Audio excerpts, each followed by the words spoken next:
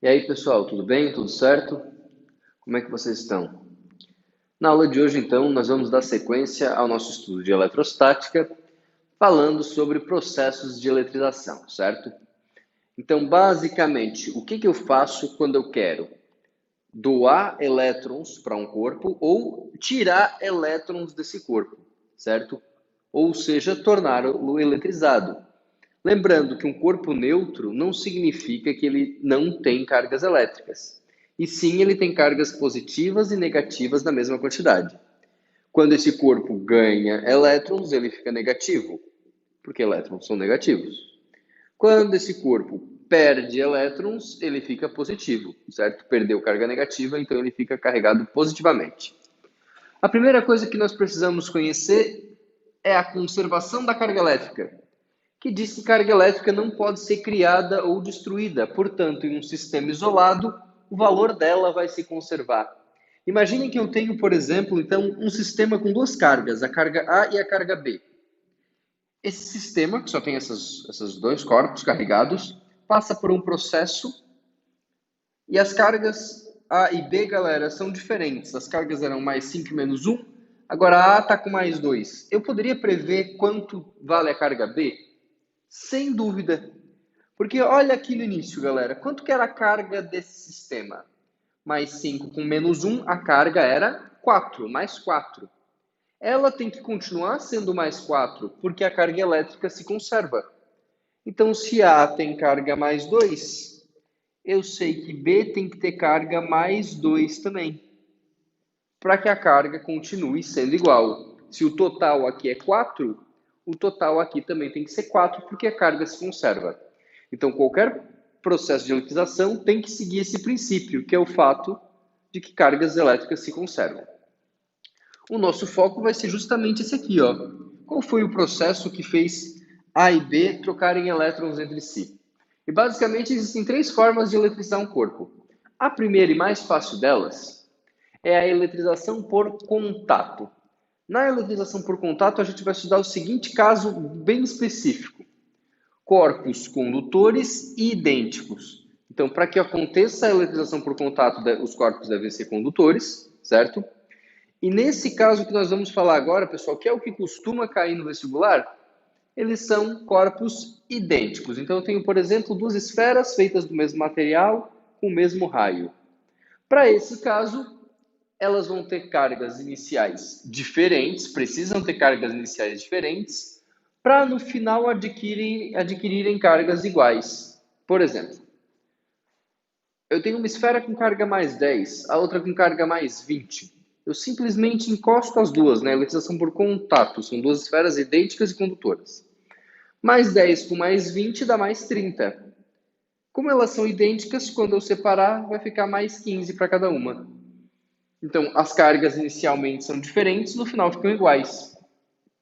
E se fosse mais 20 e menos 10? Mais 20 com menos 10 dá mais 10. Então, mais 5 para cada uma. E se fosse mais 2 menos 6? Bom, mais 2 menos 6 dá menos 4. Menos 2 para cada uma. Então, percebam que tu vai somar e dividir por 3. Se forem 3 corpos, divide por 2. O mais comum é cair de 2 em 2, tá? Aparece bastante contatos sucessivos. Tu tens 3 corpos, A, B e C. Tu coloca A em contato com B e depois A em contato com C. Qual a carga final?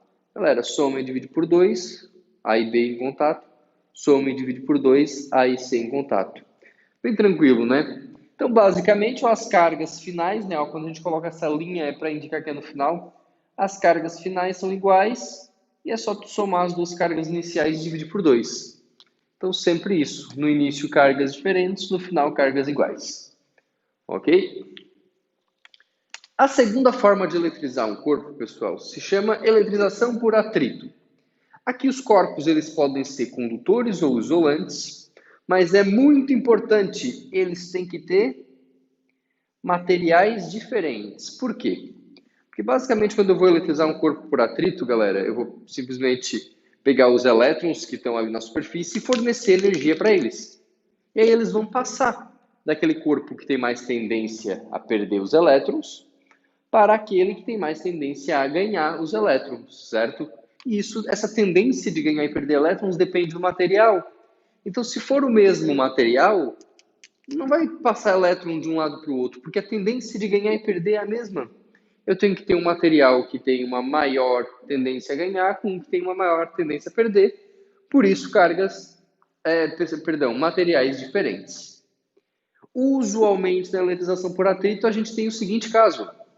As cargas são inicialmente neutras e no final elas ficam iguais, né? Elas ficam com o mesmo módulo, só que sinais opostos.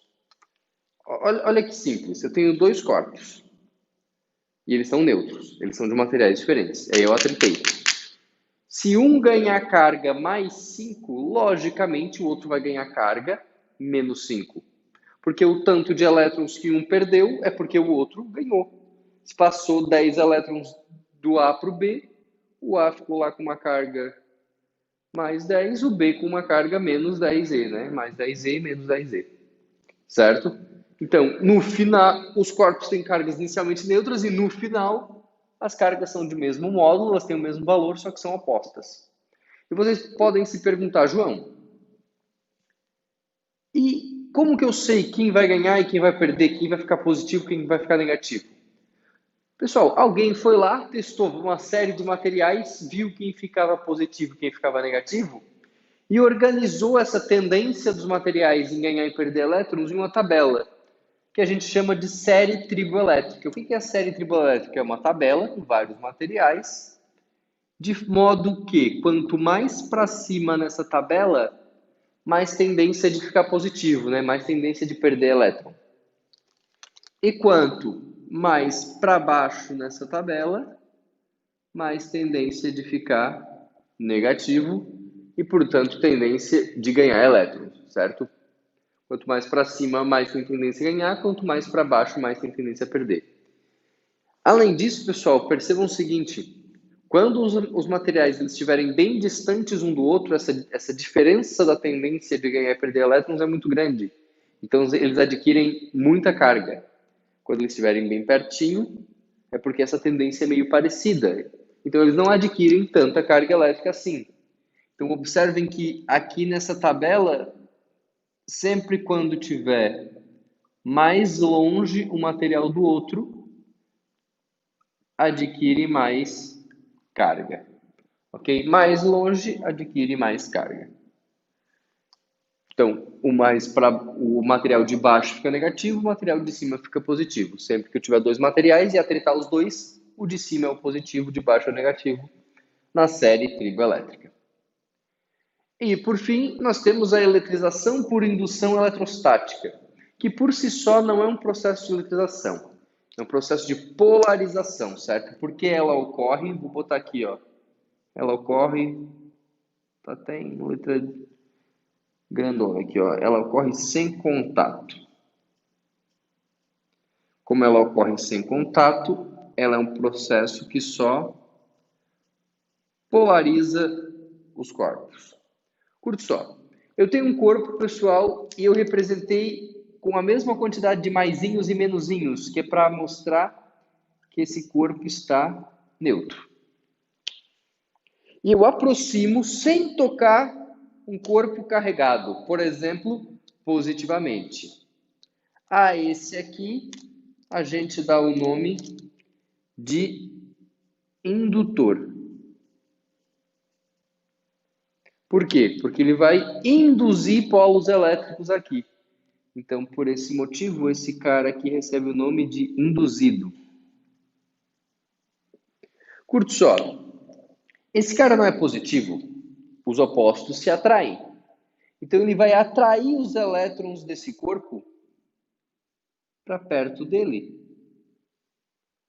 E como os elétrons vão vir para cá, lá do outro lado vai faltar elétrons. Então, se vai faltar elétrons, é porque eu vou ter cargas positivas, né, prótons sobrando. Esse corpo continua sendo neutro? Sim, ele continua sendo neutro. Só que ele está polarizado, certo? Ele foi induzido. Então, esse é o processo de indução eletrostática. João, e como que eu faço para de fato eletrizar através da indução eletrostática? Bom, galera, eu posso fazer, por exemplo, um aterramento. Então, eu vou lá, conecto a terra, certo? Então, isso aqui é um aterramento. Faltou um pouquinho de espaço aqui, né? Ficou feia a letra aqui. Deixa eu... Aterramento. Como esse corpo está conectado à Terra, ele pode puxar elétron da Terra ou mandar elétron para a Terra, né? A Terra é um reservatório de cargas. Tu pode tirar a carga ou dar carga para ela conforme tu necessitar. Nosso indutor não é positivo, então ele está atraindo os elétrons. Portanto, elétrons vão ser atraídos para o corpo induzido. Percebam que esse cara aqui, então, ele vai ganhar elétrons. Se ele vai ganhar elétrons, ele vai ficar negativo, então ele vai ficar eletrizado. Aí eu eletrizei através da indução eletrostática, certo? Eu usei indução eletrostática junto com aterramento. O que eu posso fazer também, galera? O que eu posso fazer também? Se eu tiver um corpo negativo aqui, ó, esse negativo não vai repelir elétrons, então o nosso induzido vai perder elétrons e vai ficar positivo. Então sempre o indutor e o induzido, quando fizer um processo de eletrização, eles vão adquirir cargas opostas. Por quê? Se esse cara aqui, ó, for positivo, ele vai atrair os elétrons lá da Terra, né? Isso aqui eu estou falando, claro, quando tem um processo de aterramento, né? Que é o que costuma acontecer. Se esse cara for positivo, ele vai atrair os elétrons da Terra. Então, o induzido fica negativo. Se ele for negativo, ele vai repelir os elétrons desse aqui para a Terra. Se esse cara vai perder elétrons, ele fica positivo. Ok? Muito bem. Só para a gente finalizar aqui, galera. Quem quiser copiar, copia aqui. Ó, eu vou passar mais um negocinho dentro da indução eletrostática. Certo? Então.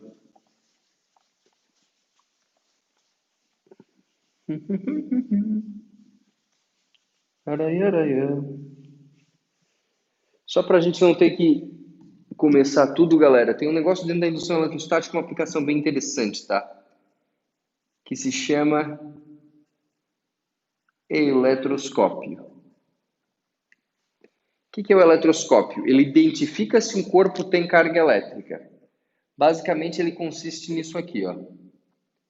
Tens duas hastes condutoras, duas hastes de metal, um corpo condutor e uma esfera, por exemplo. Certo? Vou desenhar ela embaixo para ficar melhor. Temos aqui a esfera, a haste.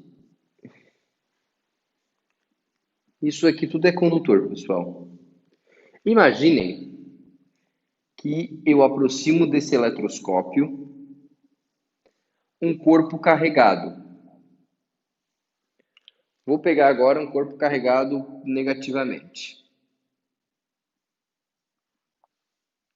O que vai acontecer? Como esse cara é negativo, vocês concordam que ele vai repelir os elétrons? Então, os elétrons que estão aqui na cabecinha do eletroscópio vão descer. E, portanto, essa cabecinha vai ficar positiva. Como os elétrons vão descer, as perninhas, galera, elas vão adquirir a mesma carga, carga negativa. E, portanto, elas vão se repelir. Ó, e os iguais se repelem, os elétrons vão se repelir. Como as duas perninhas vão adquirir a mesma carga, elas vão abrir assim, né? Porque elas vão se repelir. Percebam que se aqui fosse positivo, galera, os elétrons iriam subir. Aqui seria positivo, aqui negativo, mas ainda assim o eletroscópio abriria as perninhas. Ou seja, o eletroscópio ele identifica se um corpo tem carga elétrica. Não identifica se é positiva ou negativa. Quando a perninha abre, é porque tem carga elétrica, certo? Então, quando a perninha aqui ó, abre, ele identifica então que aquele corpo que tu aproximou, ele possui carga elétrica. Na verdade, ele possui carga elétrica diferente de zero, né? Vamos botar assim, carga elétrica diferente de zero.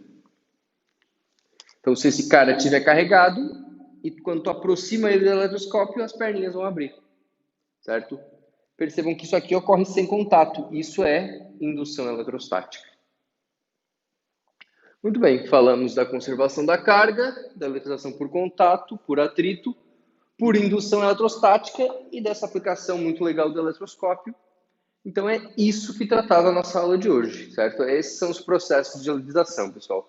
Bastante teoria, né? O único cálculo que tem aqui, ó, é esse aqui, que é bem tranquilo. Basta estudar um pouquinho. Qualquer dúvida, entre em contato. Um abração e até mais.